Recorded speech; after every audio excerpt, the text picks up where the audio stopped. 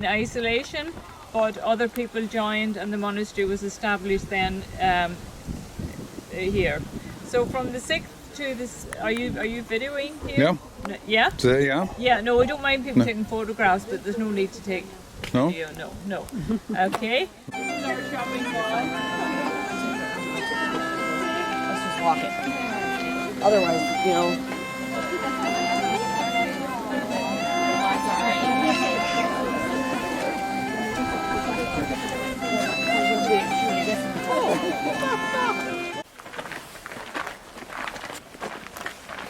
Maybe this guy will let you videotape. Oh. Maybe I was getting into trouble. All the people that have phones that are videotaping. And they just don't get caught because it looks like they just send photos with news around.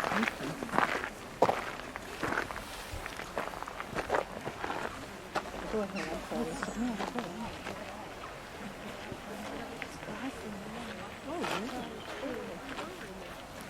We're at Glendalough. Good. It's probably really here's an interesting picture here.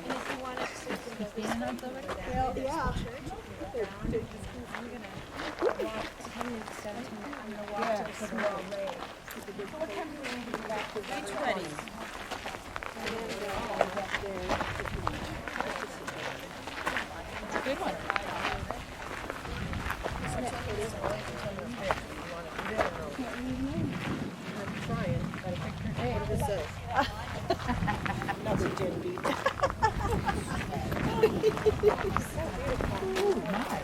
That's pretty cool.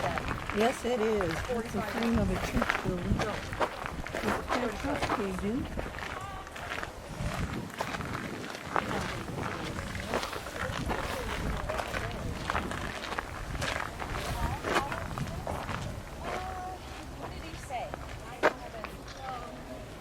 Cool. Yeah, good.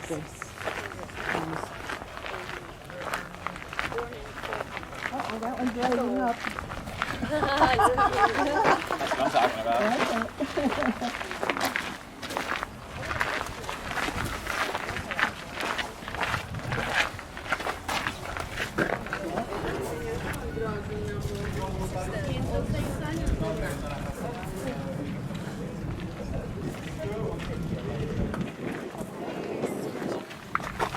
Isn't that cool?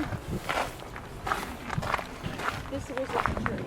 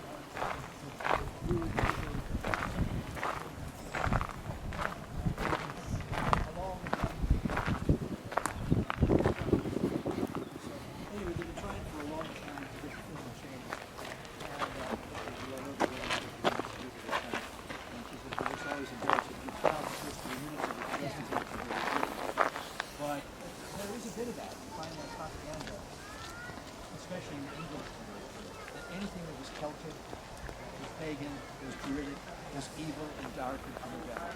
And then real light came.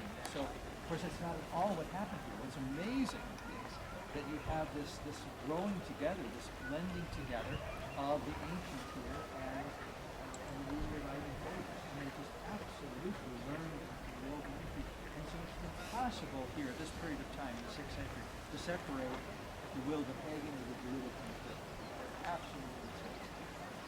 And even the use of the word Christ, Theos, was not considered awful to the Druids. In fact, they're a version of Theos. just want to say that Kevin represents it because one of the stories of Kevin was when we were out there when we were meditating when we were going to go, and a woman rose out of the lake.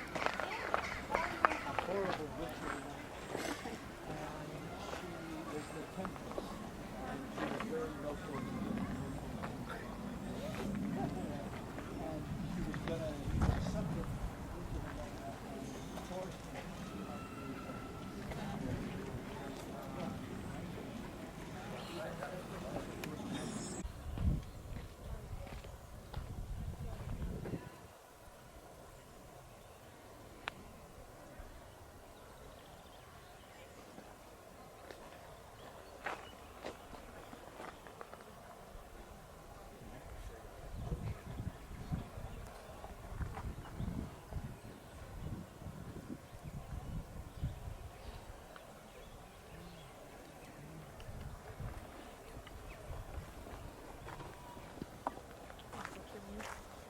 Me? Pick the background.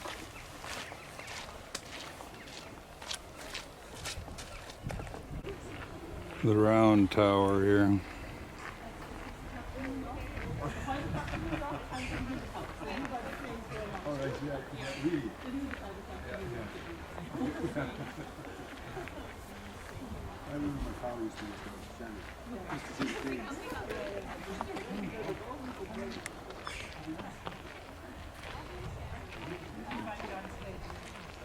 So difficult that I wouldn't do it, but if I can't, then we might have to walk up.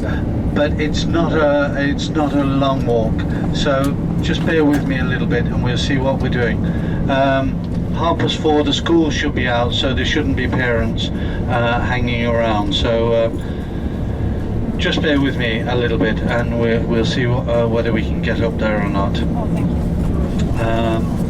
Again, I think, you know, somebody said to me, said earlier on, how do the Irish view the Americans?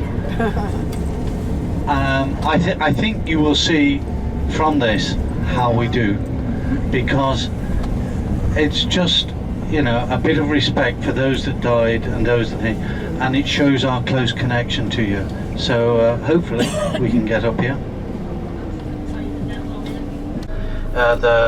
The priest that died in the fire brigade, who was the chaplain to the fire brigade, and he was an Irish guy. I think somebody said to me later that he was a gay priest. I don't know, but I'll tell you something. Those men were incredible, and I think a lot of people, you know, they went in to save lives and they knew what they were going into. So thank you, and this is our bit of respect for you, so that you may enjoy it. Hair out of it. Thank you. Thank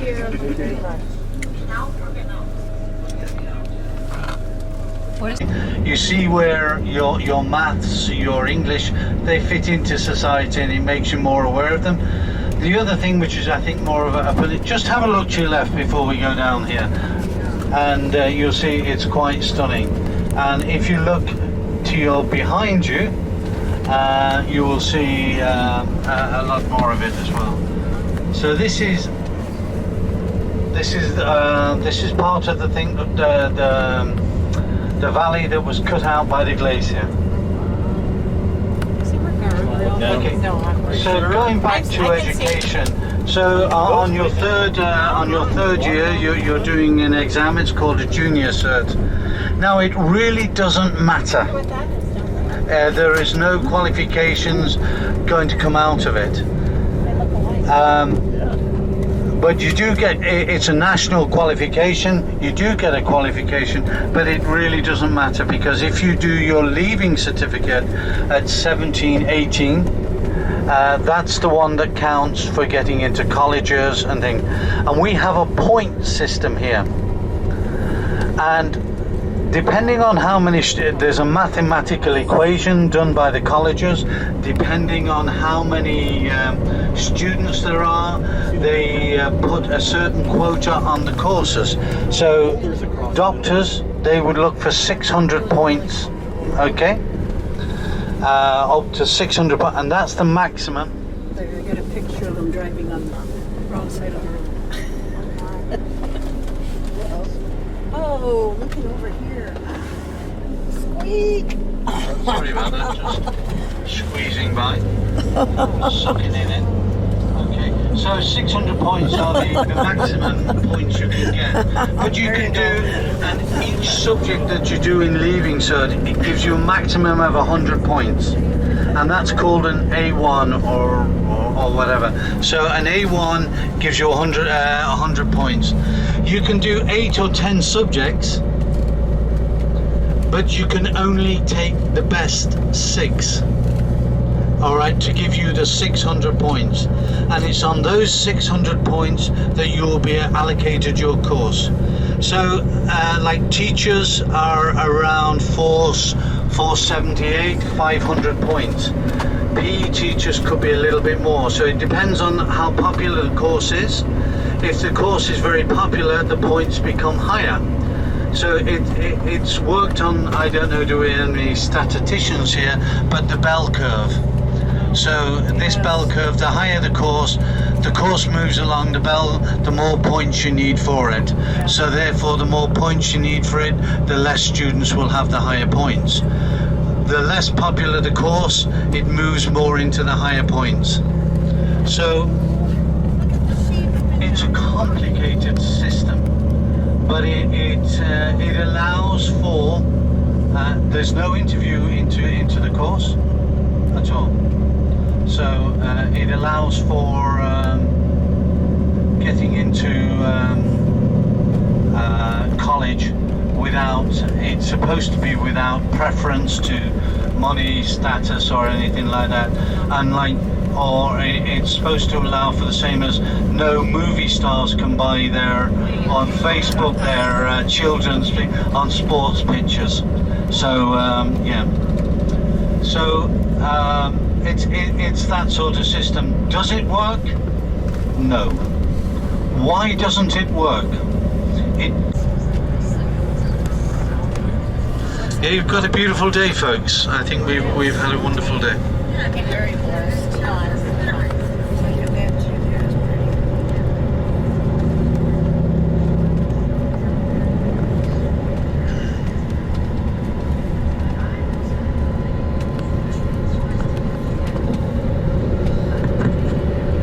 Yeah, down here now, forestry, because the land is quite poor, but the trees thrive here. These are Sitka spruce. They're normally Norwegian, and the rate of growth here is phenomenal because of the temperate climate. But because the rate of growth is phenomenal, which is about twice the growth of these in Norway and places like that. The reason these are they are no good for timber structured homes or anything. Okay. Try to keep us awake. No, folks, they're sheep, you see. Yeah, you should be able to see it now. Yeah, here, look. Hollywood, what's your dream? I don't see it. I missed it. Yeah, you'll only get one quick glimpse of it. You might see it from a little bit down here a bit. If the bus was facing the other way, you catch a couple of glimpses of it, but we're not going to turn it around. I got it on video.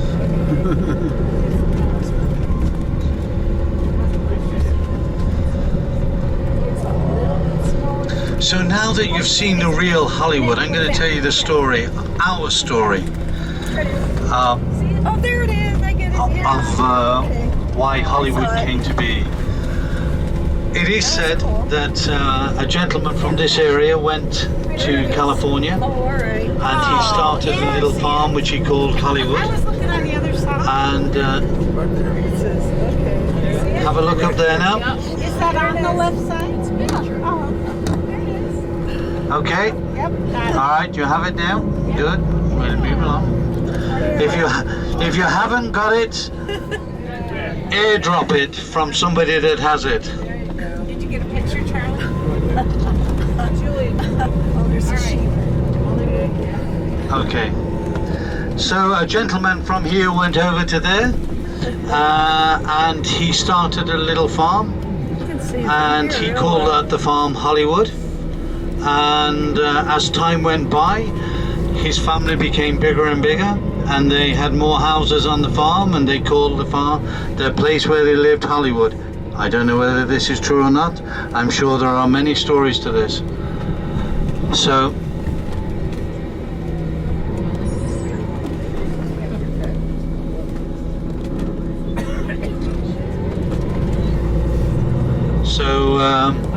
Hollywood came about by and then in the early was it 1900s, the film industry found that the light in there was so good, or it was so clear. Who believe that of Los Angeles now? But it was so clear and so bright and so sharp there that they started taking films, and hence now I'm sure. All right. So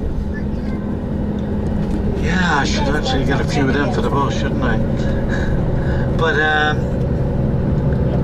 Rusborough House itself, it was it had the Bite art collection. It still does. Me too. But unfortunately, it didn't have a very good security system. What happened here, there was a criminal in Dublin, and he was called the General. There is a film about it, if you look it up. It's called 5 Crowns. Oh yeah? Fun game. Pardon? And it